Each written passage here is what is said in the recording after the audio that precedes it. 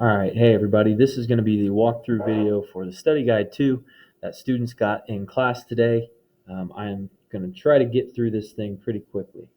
So here we go. If at any point in time you need to slow down, I mean it's a video, so pause it, rewind it, things like that. So here we go.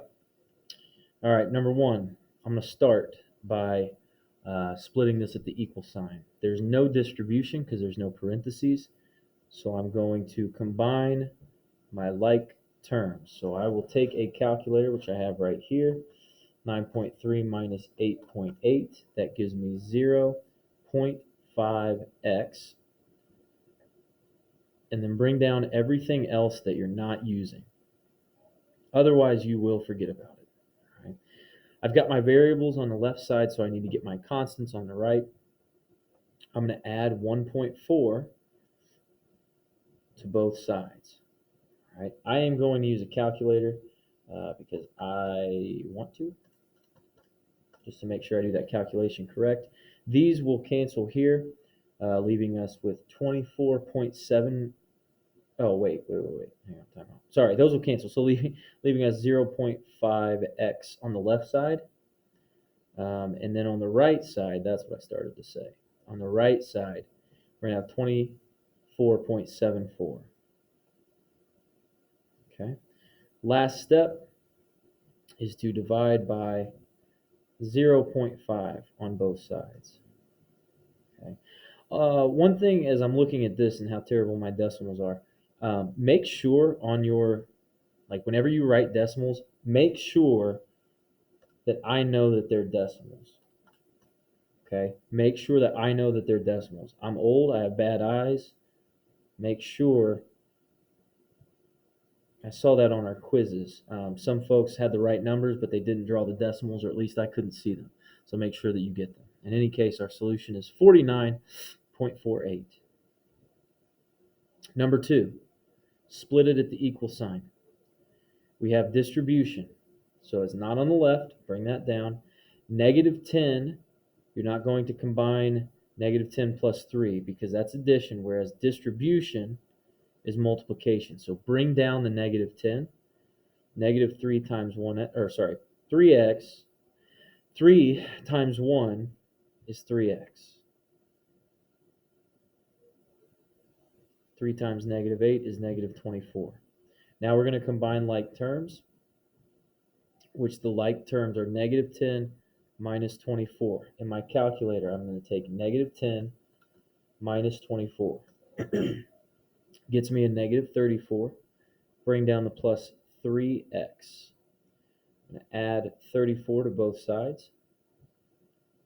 On the left side, it will get me 84. On the right side, it will get me just the 3x. And then divide both sides by 3. 84 divided by 3 is 28. That's what I got. Okay. There we go. There's 2 down. Number 3. First step, since we have it, we can distribute. 9 times 2x is 18x. 9 times 3 is 27. Equals 12x plus 15. You can't combine those because the 15 doesn't have an x. So that's all we got. There's no combining like terms. So I'm going to subtract 12x from both sides. Not the only thing that you can do, but it will get you a positive 6x plus 27 equals positive 15. I'm going to subtract 27 from both sides. These will cancel. 6x equals 15 minus 27, which is negative 12. Divide both sides by positive 6, which will get you x equals negative 2 for your solution. So there's 1, 2, and 3 at this point. Okay? Moving on to 4. First step is always look for distribution, which we have it. 1/3 times x is 1/3 x. 1/3 times 9 is 3. Bring down 12. Subtract 3. on both sides. You'll be left with 1/3 x equals 12 to 9, 11 to 9, right? 9, right? Then, the way that I taught you guys this right here is to multiply by the reciprocal. You can, or what a lot of students have been doing is just recognizing that anytime you have a number next to a variable, that indicates multiplication. And then doing the inverse of that is division. So if you want, and I think how I'm going to do it on this video, is just divide both sides by 1/3. That's the coefficient in front. If you do it right, you take 9 divided by 1/3, you'll get 27, which is correct. Okay, that's one way to do it there. Number 5 is the type of problems that we've kind of messed up on a little bit here because of the weird looking fraction. So what I would do first on this problem is I would try to cancel the fraction, right? If we had something like this, and I said, okay, get x by itself, it's just x over 2, what would you do? Well, x over 2 is division, so to undo division, we do multiplication. So you'd multiply both sides, the left side and the right side, you multiply both sides by that 2. So I'm going to kind of keep that same idea. We're going to multiply by 2. And whatever we multiply by, notice my parentheses on that side are all around everything on the left side. That whole fraction is the only thing on the left side. So since I multiplied both sides by 2, or the left side by 2, I have to multiply all of the right side by 2 as well. So what's going to end up happening is these 2's will cancel. Typically just our x would come down if we had a situation like that, but because we have more things, don't forget to bring down those more things. Awful grammar. Okay, so we should have 4x minus 6 on the left side. Then we need to distribute because I've got a number next to parentheses. So this is 9 times 2 to get 18. 9 times negative 1x is negative 2x. Okay, and that takes care of all of that. Get your variables on one side. Add 2x to both sides. That will get you 6x minus 6 equals 18, because those cancel, the 2x's cancel. Add 6 to both sides. These cancel, so you're left with a 6x equals 24. Last step is to divide both sides by 6 to get x equals 4. Okay, there we go. One more of these solvings. All right, I'm going to start like I always have. Draw the line down the middle. There's no distribution. There's no like terms. So we just have to get our variables on one side. I'm going to subtract the 2/5 x from both sides. These will cancel. Don't forget that this is a negative 13. Okay, so bring down the negative 13 before you do anything on the right side. Or, yeah, that's right. And then on the left side, I'm going to take 1/3. I'm going to use a calculator. Minus 2/5. Okay, it's negative. That's not great, but we can deal with it. Negative 1/15 x, and then bring down the 1/15. Now notice these 1/15, you cannot add them because of this variable term right here. They are not like terms, so don't try to add them. What you will do, though, is you'll subtract 1/15 on both sides. And I'm going to use a calculator. It's a negative 13 minus 1/15. Make sure I'm doing this right. Negative 13 minus 1/15. Yikes. It's negative 13 and 1/15, which as an improper fraction is going to give you negative 196 over 15. That's going to equal the negative 1/15 x. And then just like we did on number 4, I believe it was, I'm going to divide everything by negative 1/15.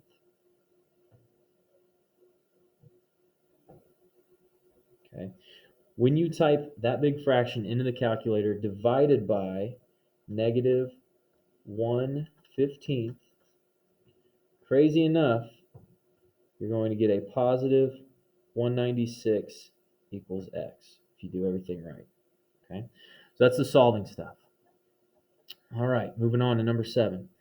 Fill in an expression to create an equation with infinitely many solutions. We've talked about this a lot recently. Infinitely many solutions. You're looking for the same variable term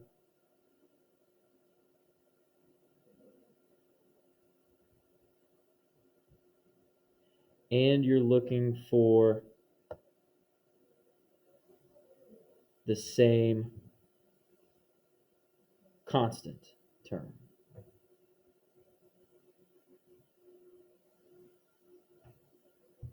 For infinitely many solutions. Same variable term, same constant term. So variable term here is 2x. I'm going to write 2x.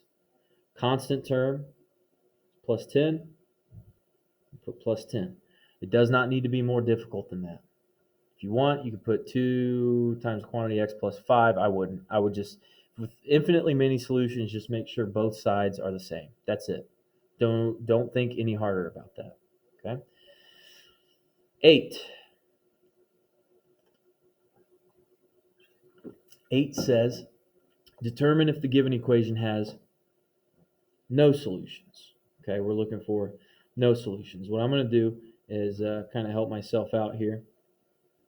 We are going to have the same variable term, but the constant term has to be different. Okay, different constant terms. All right, so if it's no solution, it's true. So both of those things have to be true. Same variable term, different constant term. Do we have the same variable term? Yes, we do. Do we have the same constant term? Yes, we do. This is, oh, wait, we need different constant terms. So that's not going to work. So this one's false. This one's false. It is not going to be no solution. B, variable term is negative 2x on both sides. Constants plus 6 and a positive 10. Those are different. So that would be true. C, 6 times 3x is 18x. 6 times 3 is 18 plus 7 equals 15x plus 14. Well, I know that my variable term is going to be 18x, whereas this one is 15x. Those are different, so they have different variable terms. So this is also already going to be false. They have to have the same variable term. D, half of 6x is 3x. Half of 12 is 6. Okay. 3x, negative 12x, they have different variable terms, so this one is false. Last one. This variable term is negative 1x. Then you have 5x minus 6x, so this will be 3 minus 1x equals 5 minus 6 is negative 1x plus 2. Same variable term. Same variable term. There we go. Different constants. 3 plus 2, that's a different constant. This would be true. That would be no solution on that one. Okay? That's number 8. A couple more. Will the expression create an equation with one solution? All you need to make sure on this is that you have different variable terms.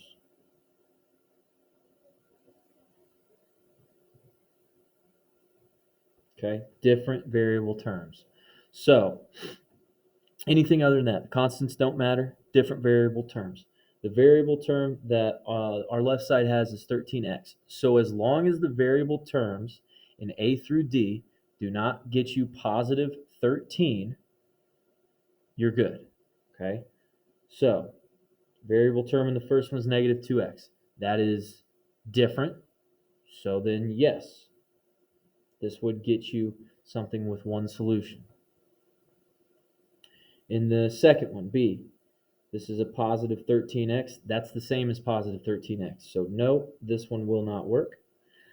For C, negative 15x plus 2x is negative 13x, which is different than positive 13x. So yes, this will get you one solution. And then half of 26x is 13x, which is the same as 13x. So no, this is not going to work.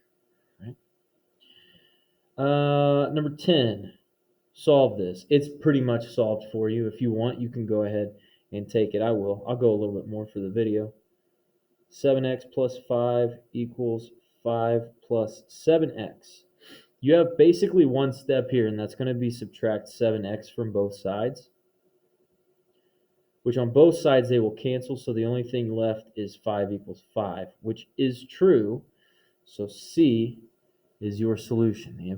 The solution has infinitely many solutions because 5 equals 5. This was another one that we talked about. We talked about this in class today. I'm not going to do the whole 2 plus 2 and 1 plus 3 thing, but what you need to identify is that y is the same. Okay, so what we can say is y equals y. All right, if one of our y's is 4.5x minus 7, and the other one of our y's is 8 plus 2x, you can set them equal to each other because y equals y. Okay, that's why we can do that. This is your equation, so I'm going to go ahead and solve it from there because that's what we're being asked to do. I'm going to subtract 2x on both sides. 4.5 minus 2 is 2.5, so this will be 2.5x minus 7 equals 8. I will add 8. No. I will add 7 to both sides to get 2.5x equals 15. Okay, I'm going to have to go over here. So 2.5x equals 15. Last step is to divide both sides by 2.5. 15 divided by 2.5 is 6. So I got the solution of x is 6. Okay. Last one, Debbie and Cindy solved the same equation. One of them solved the equation incorrectly. Identify who made the error and explain the mistake. So let me go with Debbie first and see kind of what she's all about here. So she's got negative 4x plus 4 plus 12x. So I see we've got like terms here, negative 4x plus 12. If you, in your calculator, take negative 4 plus 12, though, you will not get negative 16x. So I'm going to go ahead and say that she is incorrect. Just to check, make sure that Cindy also didn't mess up here. Her like terms, negative 4x plus 12x, that should get you 8x. That is true. Minus the 4, divide, yeah, she's correct. Okay, so be prepared, and I'm not going to write it because this video is long enough. Be prepared to explain in words which student is going to be correct or incorrect is what it asks, I believe. Which student is going to be incorrect and why in complete sentences, okay? But hey, test tomorrow, okay? If you need extra practice, Delta Math has it. Other than that, yeah, let's get ready for tomorrow.